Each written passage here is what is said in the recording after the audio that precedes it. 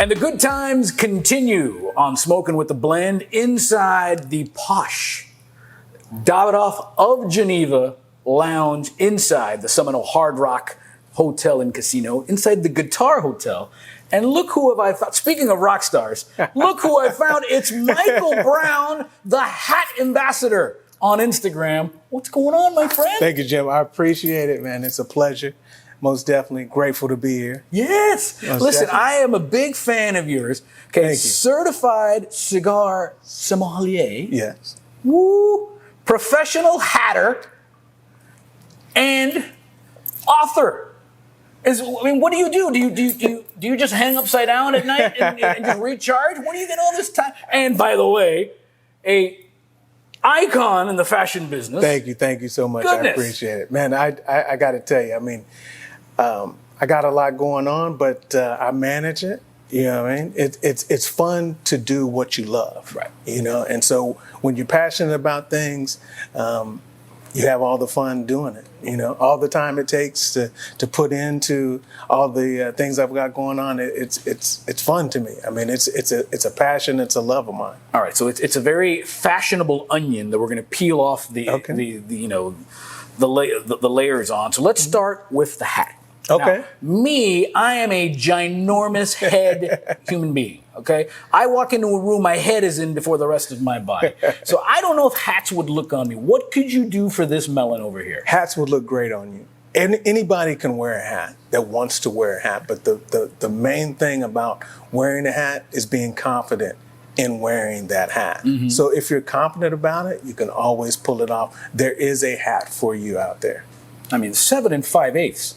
And it's a lot of brain, but that's a big dome. But hey, like I said, there's a hat there for you. What would you recommend for me? I would recommend, a fedora, your vintage standard medium brim fedora. Okay. Gorham Bros has a hat called the Dean the Butcher. Would be perfect hat for you. What is this bad boy you got? So this is the Betty Lynn that I'm wearing. Betty Lynn. So, yeah. Me and Betty are going out for a smoke, everyone.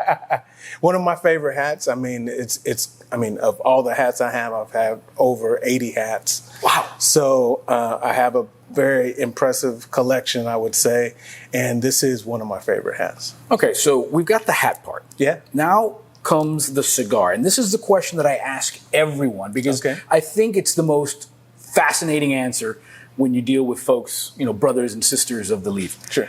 How did a cigar come into your life? What happened? What was that moment, that seminal moment that said, hey, this is pretty damn good? The first experience I ever had myself with a cigar, I was working at a tobacco shop in Indianapolis, my hometown. Okay. And we had an extensive... Shout out to St. Elmo's. Yes, Elmo's. most definitely, yes. Shrimp cocktails and steaks. Yes. We're coming for you. Nikki Blaine's, right? Yeah. Great smoke place in Nikki Blaine's. Most definitely. So I was working at the tobacco shop. We had an extensive cigar collection, but no one really knew about the cigars. Mm-hmm. And at the time, my manager asked me to take over the cigars. She said, go home, take a cigar from every box, smoke them, see what's what, be able to talk to the customers about the cigar. So that was my very first experience with cigars.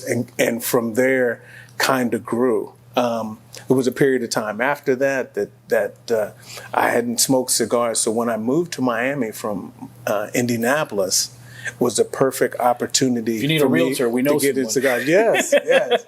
And so when I got to Miami, I got right back into cigars. And after I started working for Gorham Bros at their shop in Miami Beach, I started going to cigar events. Sure. And that was my first exposure to cigar events. And so one of the first things I noticed going to events was everybody was wearing hats that smoked cigars. And I was like, there's something there with that. The hat culture and the cigar culture kind of went together. And so that's kind of, for me, where the light went off. And I said, you know what? That's what I'm going to name my business. That's kind of what my lifestyle I'm going to mold is going to be, about hats and cigars. All right. So that leads to hats and cigars, flaring and pairing. Now, the first thing I thought of, and I wanted to ask you about this.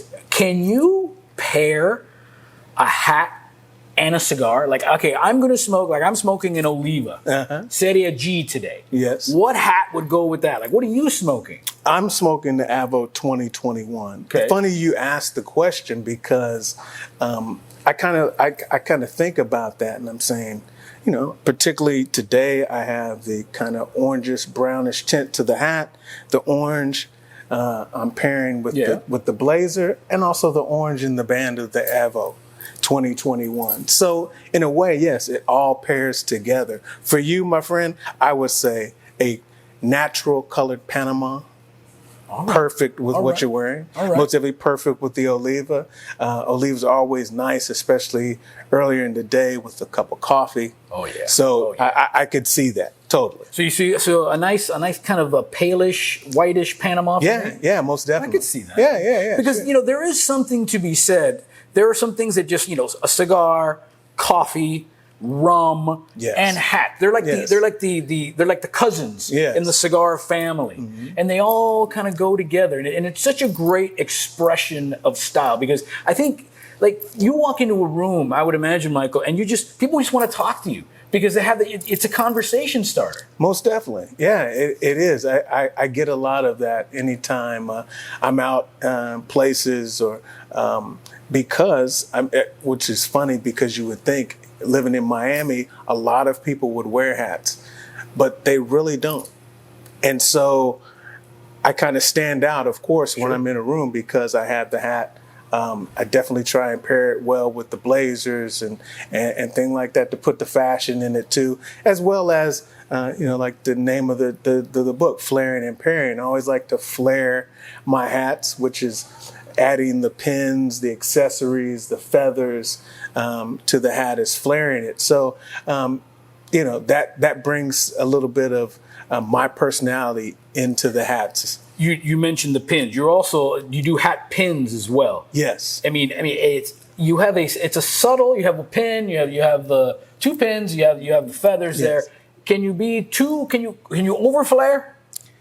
Well, it depends on the person. I've seen hats. When I initially started wearing hats, I wore with no feathers, no pins, nothing. I love the feathers. And so I gradually worked into that. So there are levels to it. You can just have a single feather in a hat, or you could go all the way out with custom designed hats with feathers and different kind of accents, leathers and things like that in the hat. So there's a lot you can do to a hat to flare it out. And so really, depending on the hat and the person wearing it, the sky's the limit. You can do whatever you like. I'm gonna throw this out.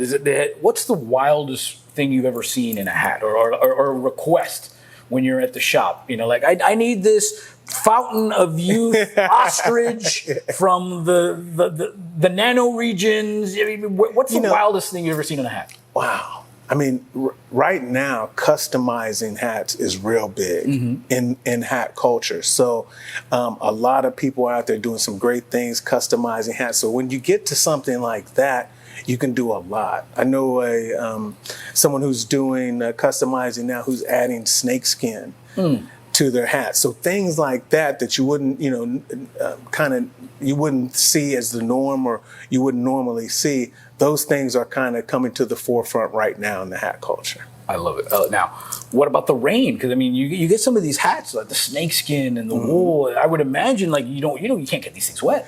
No, I mean, to a degree. I mean, depending on the hat. One thing I learned about working in the hat industry was the levels of quality in hats. If it's not as well made quality, rain will maybe ruin that hat or really damage it. But as long as it's a high quality, well made hat, shouldn't have any issues with rain. Now, just because we love the ladies here on Smoking with the Blend, and our shout out to all our sisters of the leaf. Most definitely. What about hats, fedoras for the ladies? Wow. I mean, you see them a lot now, and I'm not talking just Kentucky Derby Day. I'm talking about just walking around. Is there? Because I think a woman could pull off that kind of hat. Almost definitely. So what I see a lot of, especially in the cigar culture as well, a lot of SOTLs are now smoking cigars and are wearing hats as well. Women come into the shop all the time and think these are only men's hats. And my response always is women can wear every hat. You know, it's like I tell my kids, every day is Mother's Day. That's right. I mean, but a not a well-known fact is that the fedora was actually named after a woman. And so women initially wore fedoras back in the 1800s before men started wearing fedoras. So, amazing. Yeah, women can wear any hat. Yes, they can. All right, where can we find this magnificent piece of literature? Hats and Cigars, Flaring and Pairing is available on Amazon.com as well as through my website, which is hatsandcigars.com. You can always find me on Instagram, Hat Ambassador, and on Facebook as well at Hats and Cigars. And you can always find him in Miami Beach. Most definitely. This is the honorary mayor of Miami Beach. It's Michael Brown, the Hat Ambassador. Always a Thank pleasure. you so much. I gotta come and see you. You gotta get me a lid for the next show we got. We'll do that. Big melon.